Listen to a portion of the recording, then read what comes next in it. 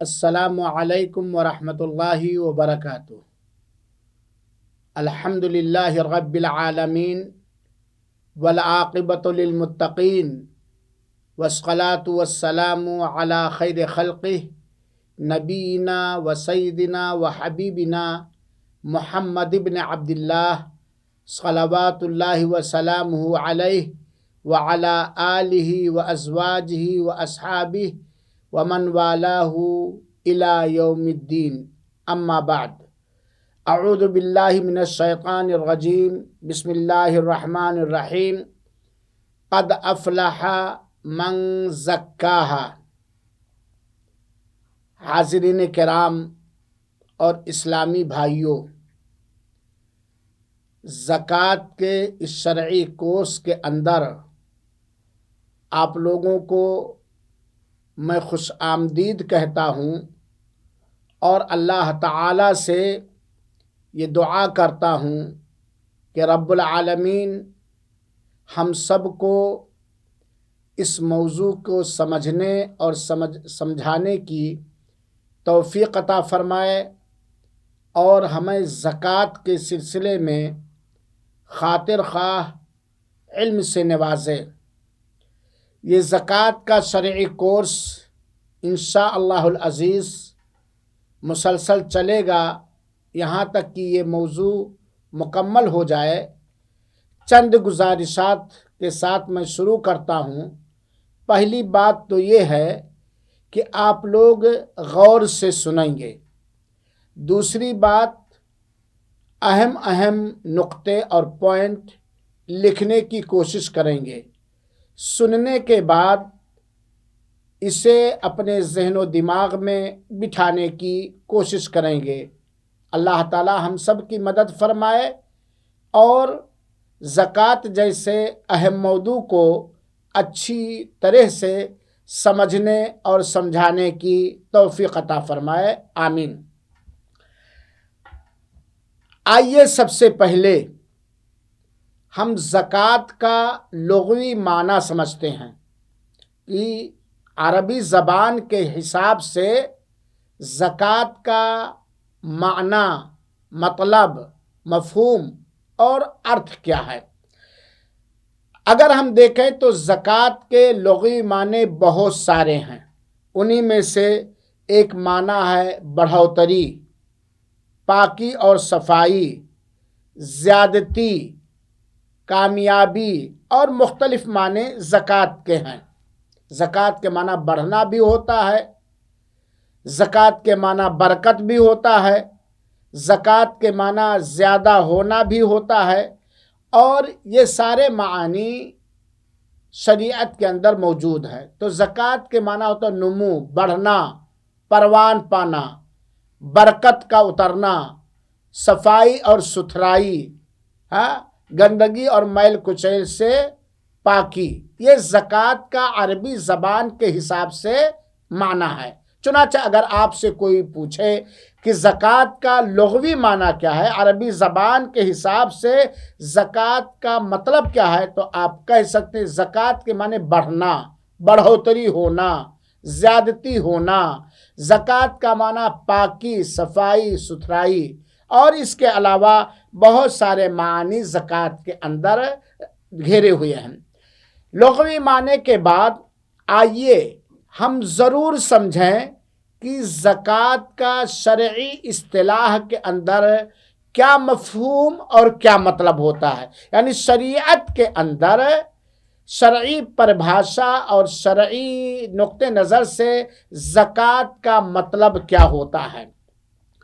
شریعت کے اندر زکوٰۃ کا مطلب یہ ہے، زکوٰۃ کا معنی، مفہوم یہ ہے کہ مخصوص شرطوں کے ساتھ، مخصوص خاص شرطوں کے ساتھ، مخصوص یعنی خاص لوگوں کے لیے مخصوص وقت میں، خاص وقت میں، مخصوص مال کے اندر، خاص مال کے اندر کچھ نکال کر کے اللہ کی عبادت کرنا، یہ زکوٰۃ کا مفہوم ہے۔ یعنی اللہ کی عبادت کی خاطر، اللہ کی عبادت کی نیت سے مخصوص شرطوں کے ساتھ مخصوص وقت میں مخصوص مال میں مخصوص لوگوں کو نکال کر کے دینا، اور پھر اس کی تفصیل انشاءاللہ العزیز آگے آئے گی۔ یہ زکوٰۃ کا شرعی معنی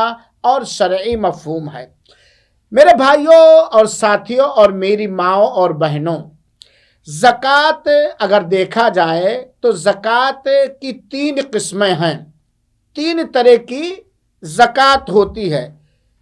پہلی قسم ہے زکوٰۃ النفس، نفس کی زکوٰۃ، جیسا کہ اللہ تعالیٰ نے قرآن مجید کی سورہ شمس کی آیت نمبر 9 کے اندر فرمایا ہے، قد افلح من زکاہا، یقیناً کامیاب ہو گیا جس نے اپنے نفس کو دھل ڈالا، اپنے نفس کو صاف کر لیا، اپنے نفس کو پاک کر لیا۔ تو یہاں زکوٰۃ کا معنی ہے نفس کی صفائی، نفس کی پاکی، نفس کی تطہیر، نفس کو پاک کرنا۔ تو زکوٰۃ کہ ایک قسم ہے دل کی صفائی، نفس کی صفائی، شرک سے، خرافات سے، بدعت سے، بدعملی سے، حسد سے، کینہ سے، نفرت سے وغیرہ، یعنی ساری غلاظتوں سے، ساری گندگیوں سے دل کی صفائی، نفس کی صفائی، اس معنی میں بھی زکوٰۃ بولا جاتا ہے۔ دوسری قسم ہے زکوٰۃ کی زکوٰۃ البدن، بدن کی زکوٰۃ دینا، بدن جسم کی زکوٰۃ دینا۔ اور جسم کی زکوٰۃ سے مراد ایک خاص زکوٰۃ ہے جس کو صدقہ فطر کہا جاتا ہے یا زکوٰۃ فطر کہا جاتا ہے، جو رمضان مکمل کرنے کے بعد عید کا چاند نکلنے کے بعد واجب ہو جاتا ہے اور ادا کیا جاتا ہے، جس کو ہم لوگ فطرہ کہتے ہیں۔ یہ زکوٰۃ البدن ہے، جسم کی زکوٰۃ ہے، شریر اور جسم کا یہ زکوٰۃ ہے۔ جیسا کہ اللہ کے رسول اکرم صلی اللہ علیہ وسلم نے زکوٰۃ فطر کو فرض اور واجب کیا ہے ہر مسلمان پر، چاہے وہ بالغ ہو یا نابالغ ہو، مرد ہو یا عورت ہو، غلام ہو یا آزاد ہو، ہر مسلمان کے اوپر اللہ کے رسول اکرم صلی اللہ علیہ وسلم نے اس بدنی زکوٰۃ، جسمانی زکوٰۃ، جسے ہم صدقہ فطر کہتے ہیں یا زکوٰۃ بدن کہتے ہیں یا فطرانہ کہتے ہیں، یہ بدن کی زکوٰۃ ہے اور یہ فرض ہے ہر مسلمان مرد عورت پر، بالغ ہو نابالغ ہو، غلام ہو آزاد ہو۔ شرط یہ ہے کہ جس نے رمضان مبارک کو مکمل کیا ہو۔ اور اس زکوٰۃ بدنی زکوٰۃ کا فائدہ یہ ہے کہ روزے کی حالت میں روزے دار سے انسان ہونے کے ناطے جو تھوڑی بہت کمیاں ہو جاتی، لغو اور رفث کا بیکار کام ہو جاتا ہے، اس زکوٰۃ فطر سے اللہ تعالیٰ اس کی اس کمی کو پاک کر دیتا ہے، دھل دیتا ہے، اور اسی طریقے سے مسکینوں کے لیے غذا کا انتظام ہے۔ اور اللہ کے رسول اکرم صلی اللہ علیہ وسلم نے ہر فرد پر 1 سا کھجور یا جو یا اس طرح کی چیزیں جو دانے جات ہیں جو عام طور پہ کھایا جاتا ہے فرض کیا۔ انشاءاللہ العزیز زکوٰۃ فطرانے کا بیان آگے آئے گا۔ یہ زکوٰۃ کی دوسری قسم ہوئی۔ زکوٰۃ کی تیسری قسم ہے میرے بھائیوں اور ساتھیوں، زکوٰۃ المال، دھن کی زکوٰۃ، سمپت کی زکوٰۃ، مال کی زکوٰۃ۔ اور مال کی زکوٰۃ یہ اسلام کا تیسرا اہم ترین رکن ہے، یاد رکھیے گا، اسلام کا یہ تیسرا اہم ترین رکن ہے، یہ مال کی زکوٰۃ ہے۔ اور اللہ تعالی نے قرآن مجید کے کئی آیتوں کے اندر زکوٰۃ کو نماز کے ساتھ ایک ہی جگہ ذکر کیا ہے۔ اور اس سے فائدہ کیا ہوتا ہے مال کی زکوٰۃ ادا کرنے سے؟ انشاءاللہ العزیز آگے ہم بیان کریں گے کہ زکوٰۃ دینے کا فائدہ کیا ہے، لیکن مختصر طور پر زکوٰۃ کی ادائیگی سے مال پاک ہو جاتا ہے، دھن پاک ہو جاتا ہے، مال کے اندر اللہ تعالیٰ برکت عطا کرتا ہے۔ اور اسی طریقے سے مال کی زکوٰۃ کی ادائیگی سے دل، نفس صاف ستھرا ہو جاتا ہے، کنجوسی سے، بخیلی سے اور خود غرضی سے وغیرہ وغیرہ، دل پاک و صاف ہو جاتا ہے۔ اسی طریقے سے زکوٰۃ کی ادائیگی سے اللہ تعالی مال کے اندر، دھن کے اندر برکت دیتا ہے، نفس کے اندر، جانوں کے اندر اللہ تعالی برکت دیتا ہے۔ میرے مسلمان بھائیوں اور ساتھیوں، اسی لیے زکوٰۃ کا ایک معنی یہ بھی ہے تعریف کرنا، اور اللہ تعالیٰ نے زکوٰۃ دینے والوں کی مختلف آیتوں کے اندر تعریف بھی کی ہے۔ تو آپ کو بتلایا میں نے زکوٰۃ کا عربی زبان کے حساب سے معنی، شریعت کے حساب سے معنی، اور زکوٰۃ کی 3 قسمیں: نفس کی زکوٰۃ، بدن کی زکوٰۃ اور مال کی زکوٰۃ۔ میرے مسلمان بھائیوں اور ساتھیوں، یہ موضوع تھوڑا لمبا ہے لیکن بہت اہم ہے۔ آئیے ہم دیکھیں کہ اللہ تعالی نے قرآن مجید کے اندر کہیں زکوٰۃ کہا ہے اور کہیں زکوٰۃ کا دوسرا نام صدقہ بھی کہا ہے۔ بسا اوقات قرآنی آیات کے اندر یا احادیث رسول اکرم صلی اللہ علیہ وسلم کے اندر کہیں زکوٰۃ کا ذکر آیا ہے اور کہیں صدقہ کا ذکر آیا ہے۔ تو زکوٰۃ کا دوسرا نام صدقہ بھی ہے۔ قرآن و حدیث کے اندر مختلف آیتوں کے اندر اور مختلف حدیثوں کے اندر صدقہ بھی آیا ہے، جس کا مطلب، جس سے مراد زکوٰۃ ہوتی ہے۔ جیسا کہ اللہ تعالیٰ نے فرمایا، یہ آیت نمبر دیکھ لیں، سورہ توبہ کی آیت نمبر 103 کے اندر میں یہ بتلانا چاہتا ہوں کہ زکوٰۃ کا دوسرا نام صدقہ بھی ہے۔ کبھی صدقہ کہہ کر کے مراد لیا گیا ہے زکوٰۃ۔ چنانچہ سورہ توبہ کی آیت نمبر، یاد رکھیے گا، سورہ توبہ آیت نمبر 103، اللہ تعالیٰ فرماتا ہے: خُذْ مِنْ أَمْوَالِهِمْ صَدَقَةٍ تُطَہِّرُهُمْ وَتُزَکِّیہِمْ، آپ ان کے مالوں میں سے، ان کے دھنوں میں سے صدقہ لے لیں۔ یہاں صدقہ سے مراد، حافظ ابن کثیر رحمۃ اللہ علیہ نے تفسیر ابن کثیر کے اندر بیان کیا ہے کہ یہاں صدقہ سے مراد زکوٰۃ ہے۔ اللہ کے رسول کو حکم دیا جا رہا ہے کہ آپ ان کے مالوں میں سے صدقہ لے لیں، جس کے ذریعے سے آپ انہیں پاک کریں، اور ان کے لیے درود کریں، دعا کریں وغیرہ وغیرہ۔ تو سورہ توبہ کی آیت نمبر 103 کے اندر جو لفظ صدقہ ذکر کیا گیا ہے، اس صدقہ سے مراد زکوٰۃ ہے۔ اور اسی طریقے سے سورہ توبہ کی آیت نمبر 60 کے اندر، جس کے اندر اللہ تعالی نے بڑی وضاحت کے ساتھ یہ بیان کیا ہے کہ یہ زکوٰۃ، یہ صدقہ، وہ صدقہ جو زکوٰۃ کے معنی میں ہے، یہ زکوٰۃ کن کن لوگوں کے لیے ہے۔ انما الصدقات للفقراء والی آیت، میں پوری آیت نہیں پڑھتا ہوں وقت کی کمی کی وجہ سے، اور انشاءاللہ آگے کے درس میں بات آئے گی۔ تو اس آیت کے اندر جس میں اللہ تعالیٰ نے فرمایا انما الصدقات للفقراء والمساکین، یقیناً صدقات فقراء اور مساکین کے لیے ہے، تو یہاں لفظ زکوٰۃ نہیں اللہ تعالیٰ نے کہا، بلکہ صدقات کا جو پلورل ہے، بہووچن ہے، جمع ہے صدقہ کا، یہاں صدقہ سے مراد زکوٰۃ ہے۔ اور اس آیت کے اندر سورہ توبہ کی آیت نمبر 60 کے اندر اللہ تعالیٰ نے مصارف زکوٰۃ کو بیان کیا ہے۔ اور اسی طریقے سے اگر آپ دیکھیں، اور وہ روایت صحیح متفق علیہ روایت ہے، بخاری مسلم کی روایت ہے، تو اللہ کے رسول اکرم صلی اللہ علیہ وآلہ وسلم نے زکوٰۃ کو لفظ صدقہ سے تعبیر کیا ہے۔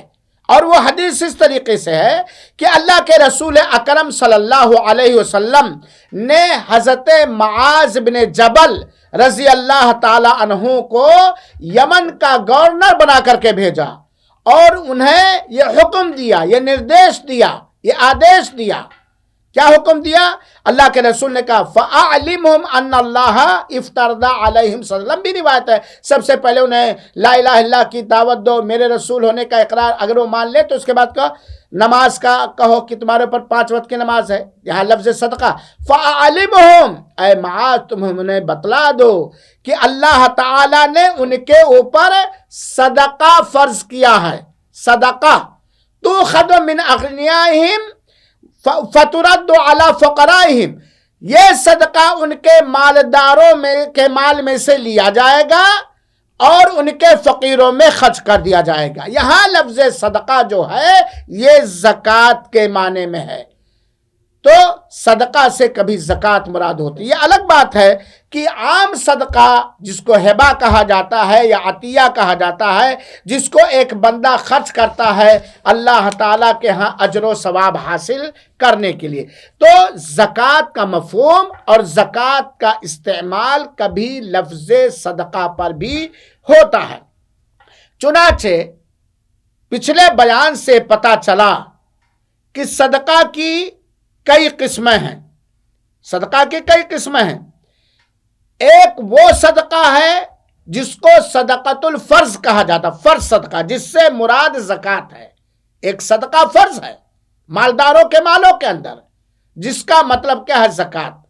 دوسرا مطلب ہے صدقہ کا کہ عطیہ، جس کو عطیہ کہا جاتا ہے، کسی کو تحفہ دے دینا، کسی کو گفٹ دے دینا، نیکیاں کمانے کے لیے، آپس میں میل اور محبت کو بڑھانے کے لیے، اور کسی دینی یا دنیاوی دیگر جائز کام کے لیے۔